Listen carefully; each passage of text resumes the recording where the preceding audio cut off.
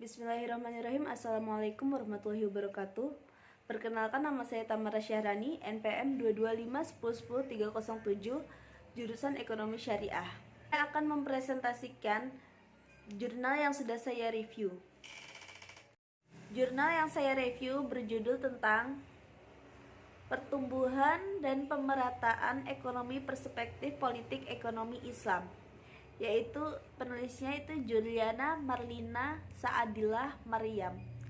Latar belakangnya yaitu pembangunan ekonomi dewasa ini banyak ketergantungan kepada pertumbuhan ekonomi. Pertumbuhan ekonomi itu sendiri merupakan proses kenaikan produksi perekonomian satu negara yang diwujudkan dalam bentuk kenaikan pendapatan nasional. Menurut Huda Raharja, menjelaskan salah satu indikator terjadinya alokasi yang efisien secara makro adalah nilai output nasional yang dihasilkan sebuah perekonomian pada suatu periode tertentu. Jadi salah satu indikator untuk mengukur pertumbuhan ekonomi adalah naik turunnya besaran pendapatan nasional atau gross domestic product.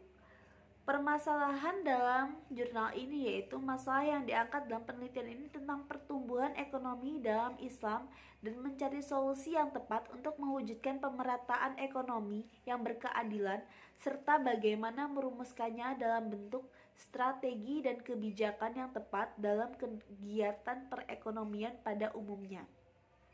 Tujuan penelitian ini bertujuan untuk memberikan gambaran mengenai penerapan strategi politik ekonomi Islam berkaitan dengan kesejahteraan dan pemerataan pendapatan. Sumber data dari artikel ini itu dengan pendekatan literatur review yang diambil dari beberapa referensi terkait berupa jurnal maupun kitab-kitab klasik. Metode penelitian ini menggunakan metode kualitatif. Objek penelitiannya itu pertumbuhan dan pemerataan ekonomi dalam politik ekonomi Islam. Hasil dari kajian ini yaitu menjelaskan pertumbuhan ekonomi menurut ekonomi Islam, bukan sekedar terkait dengan peningkatan terhadap barang dan jasa, namun juga terkait dengan aspek moralitas dan kualitas akhlak serta keseimbangan antara tujuan duniawi dan ukhrawi. Islam tidak melihat pertumbuhan kekayaan sebagai sesuatu yang terpisah dengan cara distribusinya atau pemerataan dan tuntutan realisasi keadilan. Kelebihan penelitian ini, pertumbuhan ekonomi yang ideal akan mampu terwujud dengan optimal dan memiliki dampak terhadap pemerataan ekonomi jika menggunakan politik ekonomi Islam.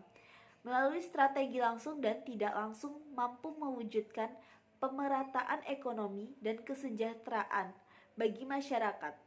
Kekurangan dalam penelitian ini yaitu di sisi lain juga memperlebar ketimpangan ekonomi. Menurut Bank Dunia, manfaat dari pertumbuhan ekonomi lebih dinikmati oleh 20% masyarakat terkaya, sementara sekitar 80% penduduk lebih dari 205 juta orang terlihat merasa masih tertinggal.